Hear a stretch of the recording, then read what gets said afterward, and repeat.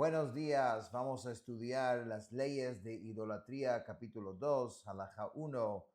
Dice lo siguiente: Ikar hatzivui bavodat kochavim shelo la'avod echad mikol habruim. La esencia del mandamiento que prohíbe la idolatría es no servir a ninguna de las criaturas. Lo malach, velo galgal, velo chochav, velo echad min arba hayisodot, ni a un ángel, ni a una esfera, ni a una estrella, ni a ninguno de los 4 elementos fundamentales, ni a ningún ser creado a partir de ellos.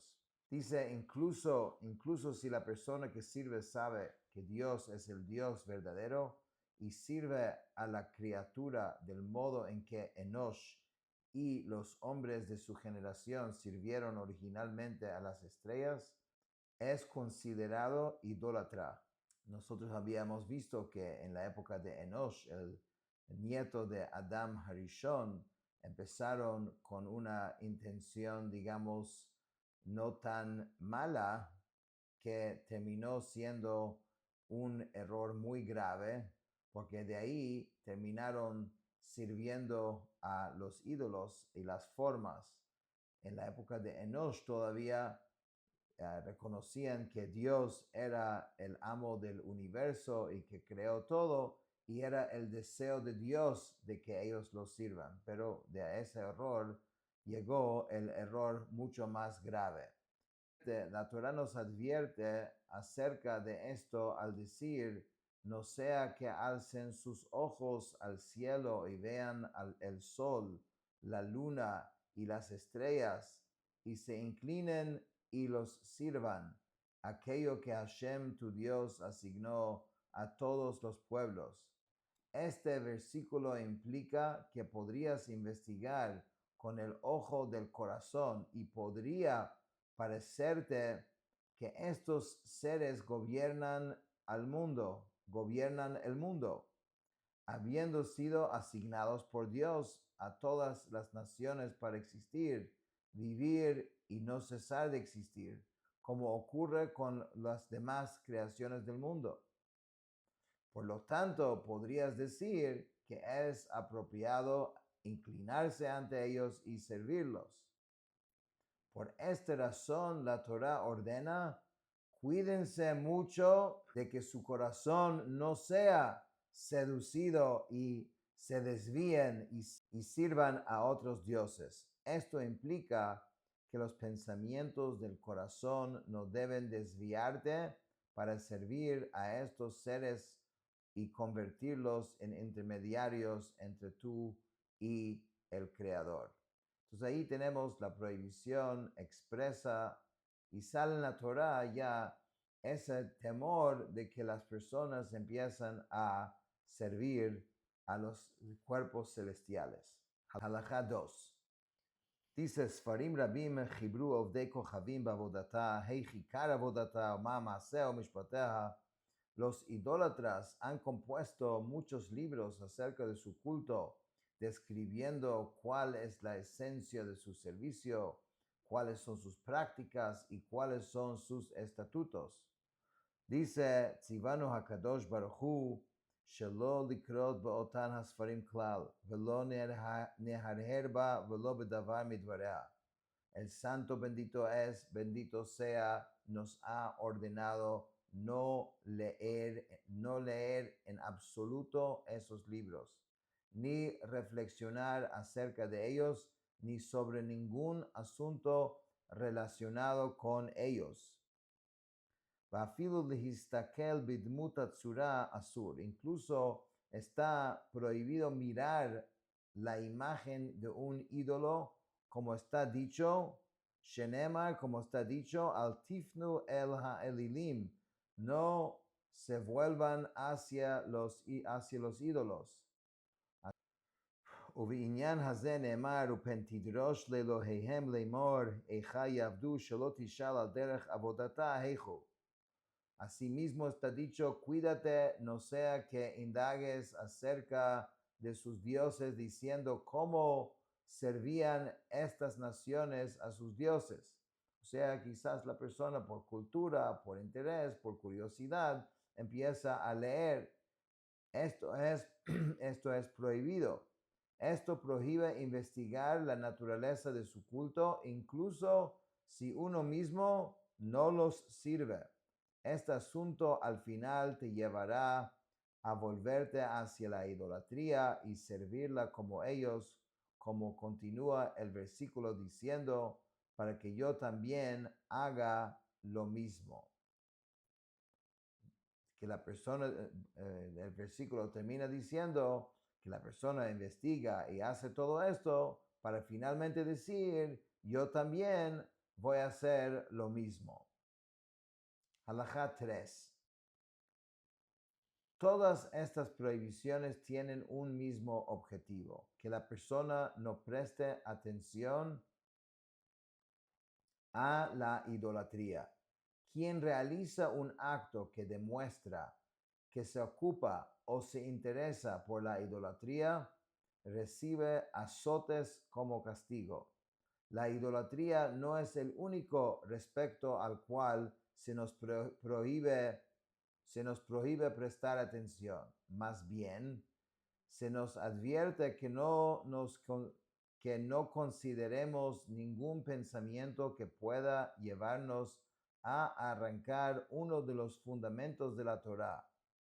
No debemos dirigir nuestra mente hacia tales asuntos, ni reflexionar sobre ellos, ni dejarnos arrastrar por los pensamientos de nuestro corazón. En general, la capacidad de comprensión del ser humano es limitada y no todas las mentes pueden captar la verdad en toda su plenitud. Por lo tanto, si una persona siguiera los pensamientos de su corazón, es posible que destruya el mundo debido a la limitación de su entendimiento. ¿Qué significa esto? Dice el Rambam. Hay ocasiones en que una persona puede desviarse tras la adoración de las estrellas. Y hay ocasiones en que puede cuestionar la unicidad de Dios. Quizás Él es uno, quizás no lo es. También puede preguntarse qué hay por encima de los cielos, qué hay por debajo de ellos, qué hubo antes del tiempo y qué habrá después del tiempo. Asimismo puede cuestionar la profecía, ¿será verdadera o no lo será? Y también puede cuestionar la Torá, ¿proviene de Dios o no? Como no conoce los criterios adecuados para evaluar las ideas que lo conduzcan a la verdad en su plenitud, puede llegar a la herejía. La Torá nos advirtió sobre este asunto diciendo, no se desvíen tras su corazón y tras sus ojos, tras los cuales ustedes se prostituyen. Es decir, que cada uno no debe seguir su limitada capacidad de entendimiento y pensar que ha comprendido la verdad. Nuestros sabios interpretaron esta advertencia. Tras tu corazón, esto se refiere a la herejía. Tras tus ojos, esto se refiere a la inmoralidad. Esta prohibición, aunque es grave y puede hacer que una persona pierda su porción en el mundo venidero, no está sujeta a azotes. En otras palabras, en esta halajá, el Rambam habla de la limitación y de la importancia de uno conocer sus limitaciones. Que uno no se puede exponer a cualquier cosa pensando de que ya va a saber la verdad. Hay que estar bien preparado para que uno pueda realmente protegerse contra todas las cosas negativas que existen. Entonces es prohibido inclusive leer o investigar y indagar solamente por razones culturales. Halajá 4. El mandamiento que prohíbe la idolatría es equivalente a todas las mitzvot. Como está dicho, si se equivocan y no cumplen todas estas mitzvot. La tradición oral enseña que este versículo se la idolatría. De esto aprendemos que quien reconoce una falsa deidad niega toda la Torá en su totalidad, todas las palabras de los profetas y todo lo que fue ordenado a los profetas desde Adán, el primer hombre, hasta la eternidad, como continúa el pasuk, el versículo, diciendo, de el día en que Hashem dio mandamientos y en adelante, por sus generaciones futuras. Por el contrario, quien niega la idolatría afirma toda la Torá en su totalidad, todas las palabras de los profetas y todo lo que fue ordenado a los profetas desde Adán, el primer hombre, hasta la eternidad. Imagínate lo grande que es solamente negar la idolatría, que es como si uno aceptaría toda la Torá. Este reconocimiento es un fundamento de todas las mitzvot. Halajá 5.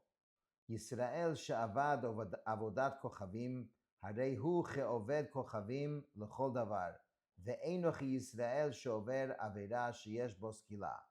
Un judío que sirve a la idolatría es considerado como un gentil en todos los aspectos y no es comparable a un judío que transgredió otra prohibición castigada con lapidación. Un apóstata que sirve a la idolatría es considerado apóstata respecto a toda la Torá. Asimismo, los minim no son considerados judíos en ningún asunto. Su arrepentimiento no debe ser aceptado jamás. Como está dicho, ninguno de los que van hacia ella regresa ni alcanzan los senderos de la vida. ¿Qué es esta expresión minim que referimos antes? Explica el Rambam, los minim son aquellos que se desvían tras los pensamientos de su corazón, ocupándose de los asuntos necios mencionados anteriormente, hasta que finalmente transgreden el cuerpo mismo de la ley de la Torá con arrogancia, con desprecio y con la intención de provocar la ira de Dios. Y aún así dicen que no hay pecado en ello. Está prohibido hablar con ellos o responderles en absoluto. Como está dicho, no te acerques a la puerta de su casa.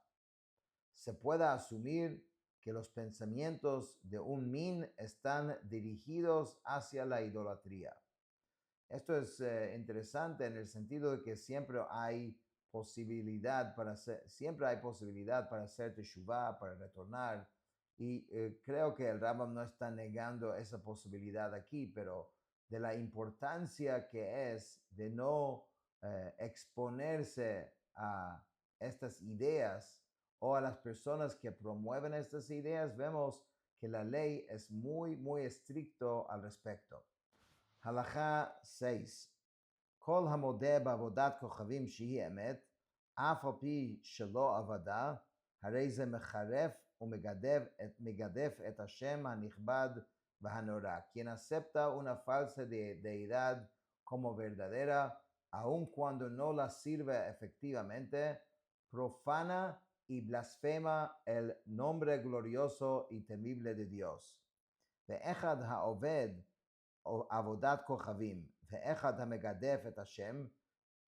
Dice, esto se aplica tanto a quien sirve a la idolatría como a quien blasfema el nombre de Dios, como es evidente de lo que está dicho. Ve'hanefesh asher ta'aseh biyad rama min ha'ezrach umin hager et Hashem hu megadef. Pero la persona que actúe con altivez, sea nativo o extranjero, está blasfemando contra Hashem. לפיכך תולין עובד עבודת כוכבים כמו שתולין את המגדף, ושניהם נסכלים, ומפני זה כללתי דין המגדף בהלכות עבודת כוכבים, ששניהם כופרים בעיקר השם. Por lo tanto, quien sirve a la idolatría es colgado, así como quien blasfema contra Dios es colgado. Ambos son ejecutados por lapidación. Por esta razón he incluido las leyes relativas al blasfemo dentro de las leyes de la idolatría. Ambos niegan el principio fundamental de la fe de Israel. Halajá 7. Ve'elu hein dinei hamegadef. Estas son las leyes que rigen al blasfemo. Ein hamegadef chayev skila ad shifaresh et shem hamiuchad shel arba otiot, shehu aleph, daled, nun, yud. Un blasfemo no es pasible de lapidación hasta que pronuncie el nombre específico de Dios compuesto por las 4 letras y maldiga ese nombre con uno de los nombres de Dios que está prohibido borrar, como está dicho, quien blasfema el nombre de Hashem. Se es pasible de lapidación por blasfemar el nombre específico de Dios. Shenemar v'noikev Shem Hashem, quien blasfema el nombre de Hashem. Al Hashem hamiyuchad chayav skila. Se es pasible de lapidación por blasfemar el nombre específico de Dios. Ba'al shar hakinuyim ba'azhara, si blasfema utilizando otros nombres de Dios, transgrede una prohibición. V'yesh mi shemefaresh she'enu chayav ela al shem yud kei vav kei v'ani omar shel shneihen hu niskal. Hay quienes sostienen que solo es pasible de ejecución cuando se blasfema el nombre de Yud Kei Vav Kei. Sin embargo, dice el Rambam, yo digo que en ambos casos se debe aplicar la lapidación. Halachá Hei. Azhara shel megadef minayin shenemar Elokim lo tekalel. ¿Cuál es el versículo de la Torá que sirve como advertencia que prohíbe la blasfemia? Dice en el pasuk, no maldecirás a Dios. El procedimiento para el juicio de un blasfemo es el siguiente. Cada día, cuando se interroga a los testigos, utilizan un nombre sustituto para el nombre de Dios, diciendo que Yose golpea a Yose. Cuando están investigando el caso, no pueden decir el nombre de Dios cada vez que están preguntando. Entonces se usa un nombre que también tiene 4 letras y también tiene el valor numérico de 86, que sirve como sustituto del nombre que dijo el blasfemo. Y por eso dice, cada día cuando se interroga a los testigos, utilizan un nombre sustituto para el nombre de Dios, diciendo que Yose golpea a Yose. Yose es el nombre que usan en vez del nombre de Dios. Al concluir el juicio, se retira a todos los presentes de la sala del tribunal. Los jueces interrogan al testigo de mayor rango, y le dicen, dinos explícitamente lo que escuchaste. Él repite la maldición. Los jueces se ponen de pie y rascan sus vestiduras porque escucharon la maldición, o sea, escucharon las palabras de este blasfemo. Entonces, en muestra de luto de escuchar tal cosa, rascan sus vestiduras y no pueden volver a coserlas después. El segundo testigo declara, yo también escuché lo mismo que él, o sea, que no lo diga él otra vez, ya se dijo una vez, y solamente dice que escuchó lo mismo.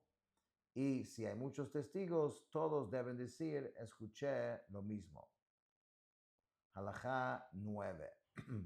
El hecho de que el blasfemo no se retracte sus palabras mientras está hablando no tiene relevancia. Una vez que pronuncia la blasfemia en presencia de testigos, debe ser castigado con lapidación. Si una persona maldice el nombre de Dios utilizando el nombre de una falsa deidad, los celosos pueden atacarlo y matarlo. Si los celosos no lo matan y es llevado ante el tribunal, no se le condena a la lapidación. Ese castigo se aplica únicamente cuando se maldice el nombre de Dios utilizando uno de sus nombres propios. Halajá 10. Quien escucha la blasfemia del nombre de Dios está obligado a rasgar sus vestiduras. Incluso cuando uno escucha la blasfemia utilizando otros términos, como los que se describe a Dios, también está obligado a rasgar sus vestiduras. Lo anterior se aplica cuando se escucha la blasfemia de un judío. En ese caso, tanto quien oye la blasfemia directamente como quien la oye de los testigos está obligado a rasgar sus vestiduras. En cambio, quien oye a un gentil blasfemar el nombre de Dios no está obligado a rasgar sus vestiduras. Aquí el Rambam hace referencia a un versículo, a una historia del profeta Isaías, una historia que está en el libro de Isaías, que dice que Eliakim y Shebna rasgaron sus vestiduras como se relata. Entonces Eliakim y Shebna vinieron a Hizkiyahu con sus vestiduras rasgadas.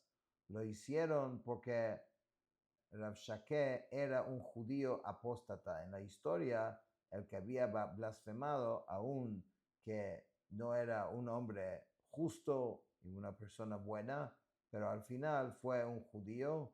Entonces, por eso ellos rasgaron sus vestimentas.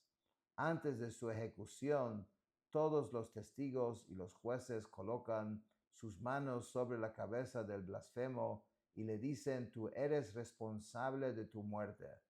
La has traído sobre ti mismo. Solo el blasfemo y ninguno de los demás condenados a muerte por el tribunal recibe la imposición de manos por parte de los jueces y testigos sobre su cabeza, como está dicho, y todos los que oyeron pondrán sus manos sobre su cabeza. Entonces, con eso vemos la diferencia con qué se trata este tema de idolatría y qué tan grave realmente es. Con esto terminamos el capítulo 2.